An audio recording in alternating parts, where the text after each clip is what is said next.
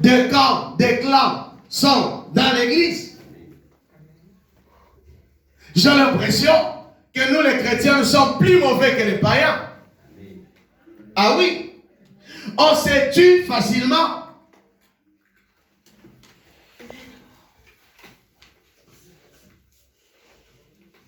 La marche par l'esprit. La marche par l'esprit. Combien nous sommes censés à marcher par le Saint-Esprit? Que chacun se remette en question. Pourquoi je suis à l'église? Pourquoi je suis chrétien? Mais c'est pour un but. Car la Bible dit, ce que Dieu fait, le fait pour un but. Dieu t'a sauvé pour un but. Quel est le but? N'est-ce pas que la Bible dit? Dieu veut que tous les hommes soient sauvés. Ça, c'est l'objectif de Dieu. Mais qu'ils parviennent à la connaissance de Jésus. Mais tu dois marcher par l'Esprit. Parce qu'il est dit que lorsque le consolateur viendra, il vous enseignera. C'est un professeur de l'enseignement. Il n'enseignera pas autre enseignement, mais il vous conduira dans l'enseignement de Jésus. Aimez-vous les uns les autres. Tu aimeras l'Éternel ton Dieu. Le Saint-Esprit criera là aussi. Ah oui. Quel enseignement! Aujourd'hui, vous allez voir des multiples enseignements dans les églises. Mais c'est parce que, tout simplement, il n'y a pas le Saint-Esprit. Quand il n'y a pas le Saint-Esprit dans les hommes vont enseigner les coutumes, les hommes vont enseigner leurs sentiments, les hommes vont enseigner leurs pensées, les hommes vont enseigner la déviation, les hommes vont enseigner la mort. Mais c'est le Saint-Esprit qui t'enseignera la vie et la délivrance. Quand on dit la vérité, les gens se fâchent. Quittez les églises, mais quittez. Mais le jour de jugement, vous vous souviendrez de ce qu'on vous a dit sur la terre de la part de Jésus. Ah oui. On nous taxe que nous sommes trop durs, mais nous ne sommes pas durs. Mais c'est la parole de Dieu. La Bible dit, il nous faudrait par beaucoup de souffrances pour hériter le royaume des cieux. Il faut payer un prix. Il faut payer un prix. Tu viens de te marier. Il y avait une facture. Amen. Est-ce qu'on te l'a donné gratuite? Ah non, tu dois payer. Ah oui. Tu dois payer. Tu dois payer. Pour ton salut, tu dois payer un prix. Et les apôtres ont dit, nous qui avons tout quitté, ils ont payé un prix. Tu dois payer un prix. Tu veux que le boîtier marche, tu dois payer le prix dans la prière. Vous voulez que cette église avance, mais il faut payer le prix. Quand vous ne voulez pas payer le prix, on restera dans les déserts, sur le parking. La différence viendra quand tu vas te décider à marcher selon l'Esprit de Dieu. Il fallait que Moïse paye un prix, décide à quitter Pharaon. Décide-toi à quitter Pharaon et Dieu te délivrera. Amen. Il fallait qu'il paye un prix. Il était prince. Mais il a décidé, je dois abandonner cette gloire. Amen. Chercher la gloire invisible. Amen. La gloire de Dieu.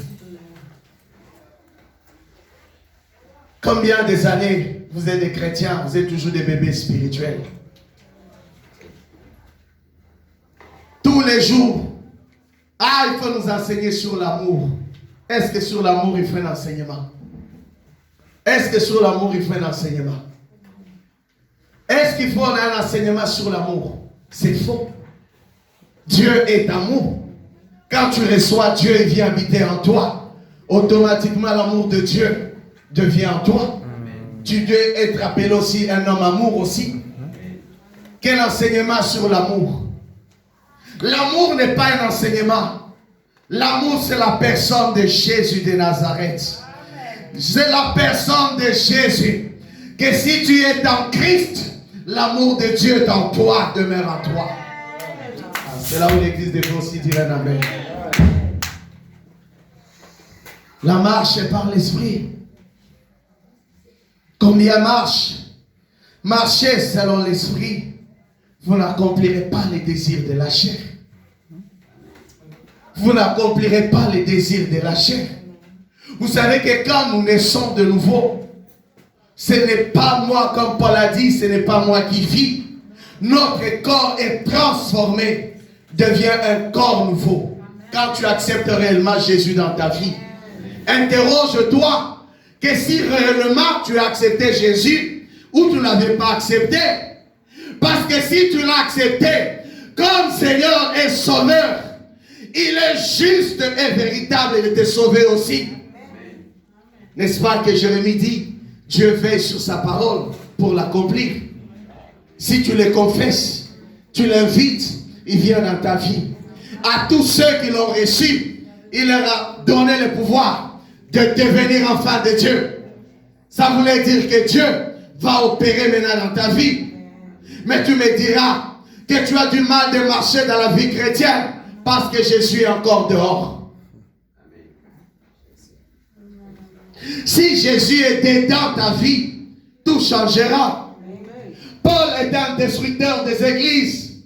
Mais quand il a rencontré le Seigneur, Paul est devenu constructeur des églises. Il doit changer quelque chose. Il doit changer ta conscience. Il doit changer ta mentalité. Il doit changer ta révélation. Il doit changer ton intelligence. Il doit changer ta direction. Il doit changer tes amis. Il doit changer ta famille. Il doit transformer quand tu le reçois. Quelque chose se passe toujours. L'atmosphère changera. Il doit changer quelque chose. Il doit changer le langage en toi. Tu ne parleras plus autrefois. Tu ne parleras plus comme un païen. On sentira que tu as rencontré quelqu'un.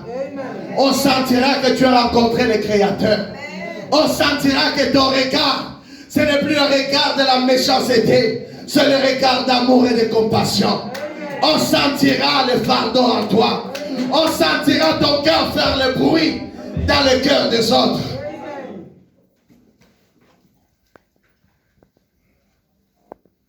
Il est dit dans Ephésiens 1:13, lorsque vous avez reçu la parole de la vérité, vous aviez été scellés. Vous aviez été marqués. Il y a une marque qui a été mise sur votre vie. Dire que vous appartenez non plus à votre famille. Vous n'appartenez pas à votre mari. Vous n'appartenez pas à votre femme. Vous n'appartenez pas à vos enfants. Mais vous appartenez à l'Éternel Tout-Puissant. Vous êtes d'abord une propriété de Dieu. Vous n'êtes pas propriété des hommes.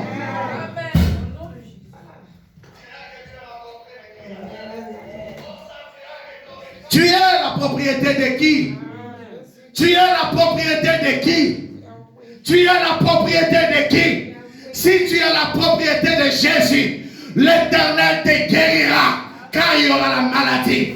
Tu es la propriété de Dieu, l'Éternel te délivrera quand tu seras lié, si tu l'appartiens.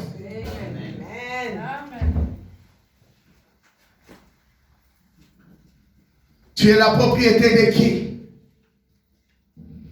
Si tu es la propriété de ta famille t'abandonnera.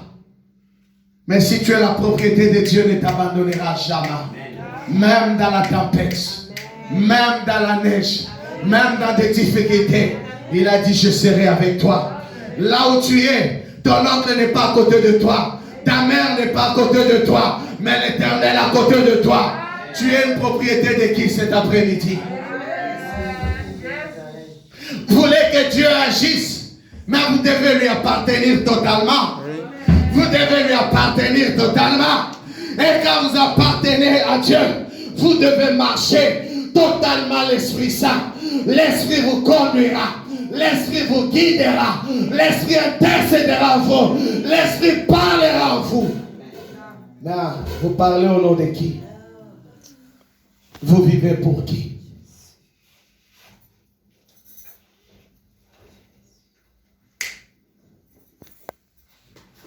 Propriété de Dieu.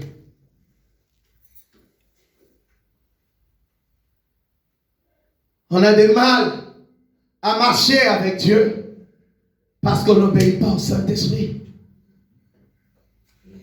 C'est le Paraclétos, c'est le parent proche. Ça veut dire ton parent est toujours éloigné. Tous tes besoins, le Saint-Esprit les connaît. Hier, je disais le Saint-Esprit, c'est une personne. C'est une personne qui parle. Une personne parle, non? Une personne a envie de la communion. Amen ou pas amen? Et une personne a besoin qu'on lui parle aussi. Combien de fois tu parles à l'Esprit de Dieu?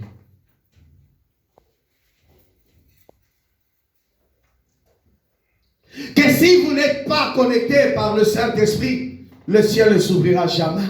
Tu ne peux jamais avoir Jésus en toi sans voir le Saint-Esprit en toi. La Bible dit, n'attristez pas le Saint-Esprit. Combien l'ont déjà attristé? Même dans des réunions, quand vous fouillez, mais comment vous voulez que Dieu fasse de grandes choses pour vous? Ah, dites-moi. Amen. Amen. Tout le monde est occupé. Pendant les vacances, tout le monde voyage. Mais combien prennent les vacances pour dire je pars chercher Dieu pour l'église? Ah, il n'y en a pas. Ah, je n'ai pas le temps. Tu n'as pas le temps. Tu n'as pas le temps. Quand tu as des problèmes, priez pour moi. Qui va prier pour moi?